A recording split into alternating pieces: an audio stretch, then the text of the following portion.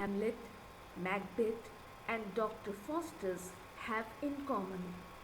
They all reveal their deepest thoughts through one powerful literary device. It is called as the soliloquy. Let's explore it together. A soliloquy is a dramatic speech. It is delivered by a character who is alone on the stage. In a soliloquy, a character may also believe that he is alone.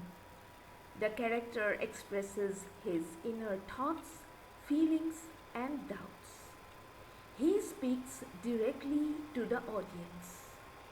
The soliloquy helps the audience to understand the character's mind and motives. A soliloquy is a literary device in a drama. In such a device, a character speaks out his thoughts when he is alone. The private emotions of the character are revealed through a soliloquy. Now, what are the characteristics of a soliloquy? A soliloquy reflects a character's thoughts and feelings.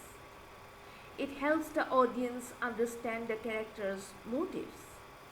A soliloquy often occurs when the character is alone on the stage. A soliloquy advances the plot of the drama. It reveals plans or conflicts. A soliloquy creates a deeper psychological understanding of the character. What is the difference between soliloquy and aside? A soliloquy is a long speech by a character alone. An aside is a brief remark directed to the audience.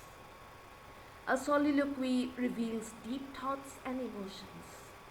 An aside reveals a quick comment or reaction. A soliloquy is usually spoken when no other character is present. In an aside, other characters may be present on the stage, but they are assumed not to hear the aside. A soliloquy is widely used in Shakespearean drama, especially in Hamlet, Macbeth, and other tragedies, to provide insight into the mind of a character as well as to advance the plot. With these words, I end the video here.